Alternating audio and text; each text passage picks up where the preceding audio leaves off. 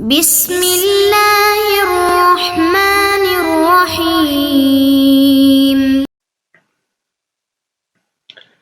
بسم اللہ الرحمن الرحیم والصلاة والسلام علی اشرف الانبیاء والمرسلین اما بعد۔ ہمارے آج کے سبق کی عبارت ہے وَلَوْ قَالَ لِصَبِيٍّ مَعَهُ هُوَ ابْنُ زَيْدٍ ثُمَّ قَالَ هُوَ ابْنِي لَمْ يَكُنْ ابْنُهُ وَإِنْ جَحَدَ زَيْدٌ بُنُوَّتَهُ هذا عند أبي حنيفة رحمه الله. وعندهما إن جحد زيد بنوته يصير ابنا للذي في يده الصبي، لأن الإقرار في النسب يرتد بالرد، وله إن النسب مما لا يحتمل النقض، والإقرار بمثله لا يرتد بالرد. ولو كان مع مسلم وكافر صبي فقال المسلم هو عبدي وقال الكافر هو ابني فهو حر ابن للكافر، لأنه ينال الحرية في الحال والإسلام في المآل، إذ دلائل الوحدانية ظاهرة، وفي عكسه يثبت الإسلام بتبعية ويحرم عن الحرية وليس في وسعه اكتسابه بها. ولو قال زوج امرأة لصبي معهما هو ابني من غيرها وقالت هو ابني من غيره فهو ابنهما. ولو ولدت أمة مشتراة وادعى المشتري الولد ثم استحقت غرم الأب قيمة الولد يوم يخاصم وهو حر، أي ولدت أمة مشتراة وادعى المشتري الولد ثم استحقت الأم فالولد حر ويضمن الأب وهو المشتري قيمة الولد للمستحق، لأن ولد المغرور حر بالقيمة، والمراد بالمغرور رجل وطي امرأة معتمدا على ملك يمين أو نكاح فولدت ثم استحقت، وإنما سمي مغرورا لأن البائع غره وباع منه جارية لم تكن ملكا له وتعتبر قيمة الولد يوم الخصومة، فإن مات الولد فلا شيء على أبيه لعدم المنع منه وتركته له لأنه حر الأصل، فإن قتله أبوه أو غيره غرم الأب قيمته ويرجع بها كثمنها على بائعه لا بالعقر، أي إن قتله الأب يضمن قيمته للمستحق، وكذا إن قتله غيره فأخذ الأب ديته فإن الدية بدل له، فسلامة البدل للأب كسلامة الولد، ثم منع البدل من المستحق كمنع الولد، وفيه القيمة، ويرجع بالقيمة على البائع كما يرجع بثمنها، ولا يرجع بالعقر الذي أخذ منه المستحق لأنه بدل استيفاء منفعة البضع۔ یہ ہے آج کے ہمارے سبق کی عبارت۔ اس عبارت کے اندر جو پہلا مسئلہ ہے اس کا عنوان یہ ہے کہ ایک شخص نے نسب کا دعویٰ کیا کسی بچے کے بارے میں، اور اس سے قبل وہ اس بچے کو کسی اور کی طرف منسوب کر چکا ہے کہ یہ فلاں کا بچہ ہے، تو اس صورت کے اندر کیا حکم ہوگا؟ اس میں ائمہ حنفیہ کا اختلاف ہے، عبارت پڑھ کے اس کو سمجھتے ہیں۔ وَلَوْ قَالَ لِصَبِيٍّ مَعَهُ، ایک آدمی کے پاس بچہ تھا اور اس نے کہا هُوَ ابن زید، یہ زید کا بیٹا ہے، ثم قال، پھر بعد میں کہتا ہے هُوَ ابنی، یہ میرا بیٹا ہے، لم یکن ابنہ وإن جحد زید بنوته، امام ابو حنیفہ رحمہ اللہ کے نزدیک اب بعد میں اس بچے کا اقرار جو اپنی ذات کی طرف منسوب کر کے کر رہا ہے کہ یہ میرا بیٹا ہے، یہ معتبر نہیں ہے، اس کو اس کا بچہ نہیں قرار دیں گے، اگرچہ جس کے لیے اس نے اقرار کیا تھا وہ اس کے بیٹا ہونے کا انکار بھی کر دے، یعنی زید جو اس مثال کے اندر ذکر کیا گیا وہ اس بچے کا والد ہونے سے انکار بھی کرے کہ یہ میرا بچہ نہیں ہے، اس صورت کے اندر بھی امام ابو حنیفہ رحمہ اللہ کے نزدیک پہلا جو قائل ہے، جس نے پہلے کہا تھا کہ یہ زید کا بیٹا ہے پھر کہتا ہے میرا بیٹا، اس کی پھر بھی نسب اس کا ثابت نہیں ہو سکتا۔ هذا عند ابی حنیفہ رحمہ اللہ، یہ امام ابو حنیفہ رحمہ اللہ کا مذہب ہے۔ صاحبین رحمہم اللہ کا مذہب دیکھیے، وعندہما، صاحبین کا مذہب یہ ہے ان جحد زید بنوته یصیر ابنا للذی فی یده الصبی، اگر زید اس بچے کے بیٹا ہونے سے انکار کرتا ہے کہ یہ میرا بیٹا نہیں ہے، یصیر ابنا للذی، تو یہ اس شخص کا بچہ ہوگا جس کے قبضے میں ہے، جو ابھی دعویٰ کر رہا ہے کہ میرا بیٹا ہے اور پہلے اس نے انکار کیا تھا۔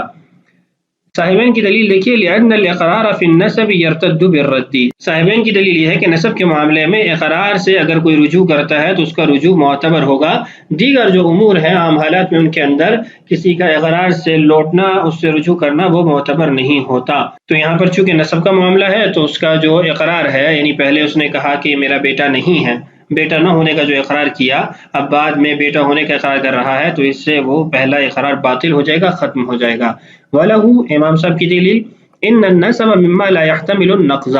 نسب ایسا معاملہ ہے جس کے اندر نقض یعنی ٹوٹنا نہیں پایا جاتا،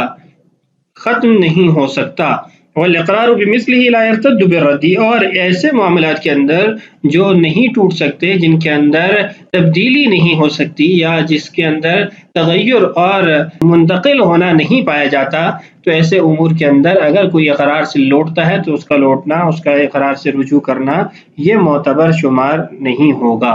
دوسرا مسئلہ ہے آج کی عبارت کا کہ اگر کسی بچے کے بارے میں ایک مسلم اور ایک کافر دعویٰ کریں تو اس صورت کے اندر کیا حکم ہوگا؟ فرماتے ہیں وَلَوْ كَانَ مَعَ مُسْلِمٍ وَكَافِرٍ صَبِيٌّ، ایک بچہ مسلمان اور کافر دونوں کے قبضے میں ہے۔ فقال المسلم، مسلمان کا دعویٰ ہے ہوا عبدی، یہ میرا غلام ہے۔ وقال الکافر، اور کافر کا یہ دعویٰ ہے اور کہنا ہے ہوا ابنی، یہ میرا بیٹا ہے۔ فہو حر ابن للکافر، تو یہ بچہ کافر کا بیٹا ہوگا اور آزاد شمار کیا جائے گا۔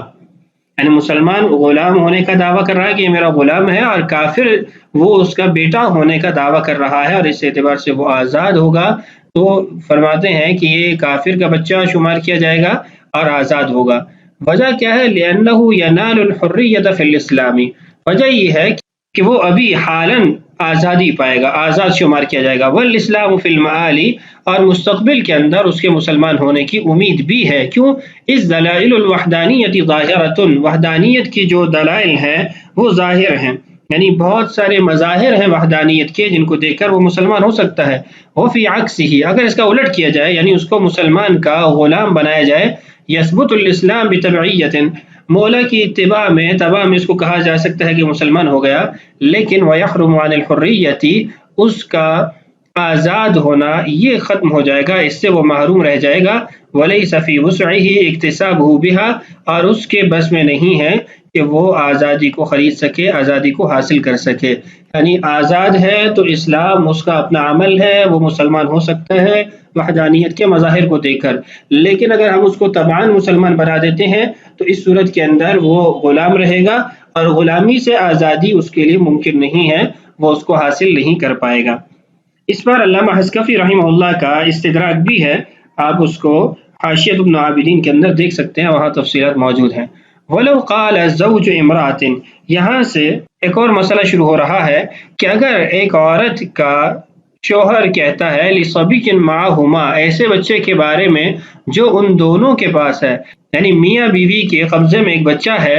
شوہر کیا کہنا ہے ہوا ابنی من غیرہا، یہ میرا بیٹا ہے لیکن اس بیوی سے نہیں ہے، یعنی جس کے قبضے میں بچہ ہے، جو اس کے ساتھ قبضے میں شریک ہے، اس کا نہیں ہے، اس سے نہیں ہے، دوسری بیوی سے یہ میرا بچہ ہے۔ وقالت، اور عورت کہتی ہے ہوا ابنی، یہ میرا بیٹا ہے، من غیرہ، اس شوہر سے نہیں ہے، یعنی دونوں ایک دوسرے کا انکار کر رہے ہیں۔ مرد کہہ رہا ہے کہ میرا بیٹا ہے لیکن تمہارا نہیں ہے، تم سے نہیں ہے، اور عورت کہتی ہے کہ میرا بیٹا ہے لیکن تم سے نہیں ہے، دوسرے شوہر سے ہے۔ فرماتے ہیں فہو ابنہما، یہ ان دونوں کا بچہ شمار کیا جائے گا، یہ دونوں ایک دوسرے کا حق باطل کر رہے ہیں لیکن یہ بچہ ان دونوں کے قبضے میں ہے اور دونوں کے ہی حق میں اس کا فیصلہ کیا جائے گا کہ دونوں کا بیٹا ہے۔ اس کی وجہ یہ ہے کہ بچہ جو ہے وہ مرد عورت کی ملاپ سے ہی پیدا ہوتا ہے اور دونوں ایک دوسرے کا انکار کر رہے ہیں، اور کسی ایک کے پاس کوئی ایسی مرجح چیز بھی نہیں ہے جس سے اس کے حق میں فیصلہ کیا جائے، تو پھر لا محالہ یہی کہنا پڑے گا کہ یہ ان دونوں کا بیٹا ہے۔ اس کے بعد اگلا مسئلہ ہے جس کو نسب ولد المغرور کا عنوان دیا جاتا ہے کہ مغرور بچے کا نسب۔ مغرور اس کو کیوں کہا جاتا ہے؟ آخر کے اندر اسی مسئلے میں اس کی وجہ موجود ہے، جو مسئلہ ہے اس کو سمجھتے ہیں عبارت پڑھ کر۔ وَلَوْ وَلَدَتْ أَمَةٌ مُشْتَرَاتٌ، ایک خریدی کی باندی کا بچہ پیدا ہوا، وَادَّعَ الْمُشْتَرِي، اور مشتری نے دعویٰ کیا الولد، اس بچے کا کہ یہ میرا بچہ ہے، ثُمَّ اسْتُحِقَّتْ، اس کے بعد جو باندی تھی اس کا کوئی مستحق نکل آیا، یعنی بائے کے علاوہ کوئی اور اس کا مالک نکل آیا، تو اس صورت کے اندر وہ باندی کو تو لے جائے گا۔ غرم الاب قیمت الولدی، اب اس بچے کا کیا بنے گا جس کا مشتری نے دعویٰ کیا؟ فرماتے ہیں کہ باپ اس بچے کی قیمت ادا کرے گا یوم یخاصم، اس دن کی جس دن اس نے جھگڑا کیا یا کیس کیا، وہو حر، اور یہ بچہ آزاد شمار کیا جائے گا۔ باندی تو واپس دے دی جائے گی، لیکن جس بچے کا دعویٰ مشتری نے کیا وہ بچہ مشتری کو دے دیا جائے گا، اور مشتری اس کی قیمت ادا کرے گا مستحق کو۔ ای ولدت امۃ مشترات، وضاحت یہ ہے کہ خریدی گئی باندی نے بچہ جنا، ودع المشتری الولدہ، مشتری نے دعویٰ کیا کہ یہ بچہ میرا ہے، ثم استحقت الام، ماں کا مستحق نکلا ہے کہ اس باندی کا مالک کوئی اور تھا، فالولد حر، بچہ آزاد ہوگا، ویضمن الاب وهو المشتری قیمت الولدی، اور جو باپ ہے یعنی مشتری خریدار وہ بچے کی قیمت کا ضامن ٹھہرے گا، للمستحق، اس شخص کو ادائیگی کرے گا جو مستحق ہے، جو اصل مالک تھا باندی کا، لأن ولد المغرور حر بالقیمت، اس لیے کہ ایسے دھوکے کے ساتھ جس باندی کو بیچا گیا اور اس کا بچہ پیدا ہوا وہ قیمت کے ساتھ آزاد ہوتا ہے، یعنی اس کی قیمت ادا کی جاتی ہے اور قیمت کی ادائیگی کے ساتھ وہ آزاد ہو جاتا ہے، کیونکہ جو ولد المغرور ہے جس کو ایسے یعنی باندی کو دھوکے سے بیچا گیا پھر بچہ پیدا ہوا، اس کے بارے میں صحابہ اور فقہاء کا اجماع ہے کہ وہ اپنی اصل کے اعتبار سے آزاد ہی ہے، اور باپ کو اس کا ضمان ادا کرنا پڑے گا، قیمت ادا کرنی پڑے گی۔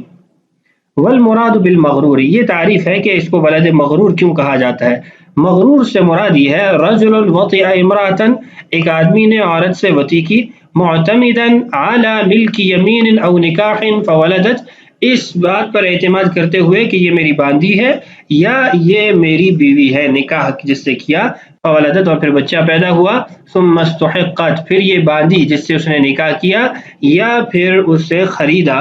یعنی باندی بنایا تو اس کا کوئی مستحق نکل آیا تو وہ تو اس کو لازمی بات ہے واپس کر دی جائے گی۔ وَإِنَّمَا سُمِّيَ مَغْرُورًا، بچے کو مغرور اس لیے کہا گیا لِأَنَّ الْبَائِعَ غَرَّهُ، کہ بائع نے مشتری کو دھوکہ دیا، وَبَاعَ مِنْهُ جَارِيَةً لَمْ تَكُنْ مِلْكًا لَهُ، اور اس کو ایسی باندی بیچی جس کا وہ خود مالک نہیں تھا،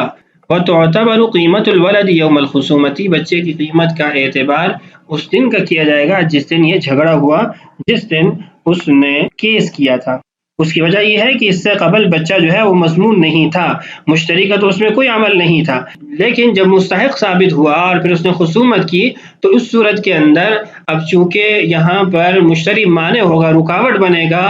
بچے کو واپس نہیں کرے گا، تو بچے کو حبس کرنے کی وجہ سے، روکنے کی وجہ سے قیمت اس پر لازم ہوگی، تو اس دن کی قیمت کو ادا کرے گا۔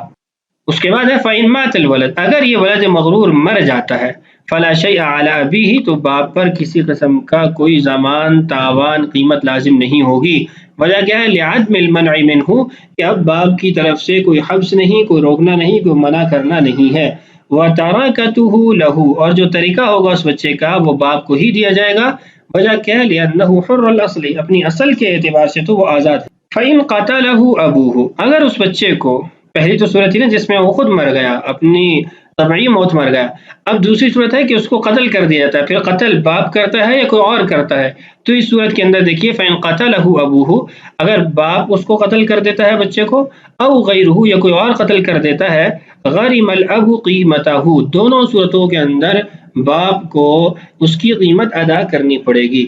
باپ جب قتل کر رہا ہے اس صورت کے اندر تو اس لیے وہ قیمت ادا کرے گا کہ باپ کے پاس وہ بچہ امانت تھا اور امانت کے اندر اس نے تعدی کی، اور امانت بالتعدی مضمون ہوتی ہے، اس کا ضمان ادا کیا جاتا ہے۔ اور جب کسی اور نے قتل کیا تو اس کے اندر بھی دو صورتیں ہو سکتی ہیں، باپ دیت لے گا یا نہیں لے گا۔ اگر باپ نے دیت لی تو اس نے چونکہ بچے کا بدل لیا، تو بدل لینے کے ساتھ بدل کی آگے ادائیگی ضروری ہوتی ہے، اس لیے کہ بچہ نہیں ہے لیکن بچے کا بدل تو موجود ہے، اور اگر باپ نے معاف کر دیا، بدل نہ لیا، تو اس صورت کے اندر بھی باپ کو ادائیگی کرنی پڑے گی۔ اس کی وجہ یہ ہے کہ بدل نہ لینا اس کا اپنا عمل ہے، یہ مستحق کا حق تھا تو اس لیے مستحق کو وہ ادائیگی کرے گا۔ آگے تفصیلات عبارت کے اندر بھی انشاءاللہ آ رہی ہیں۔ وَيَرْجِعُ بِهَا كَثَمَنِهَا عَلَى بَائِعِهِ، اور یہ جو بچے کے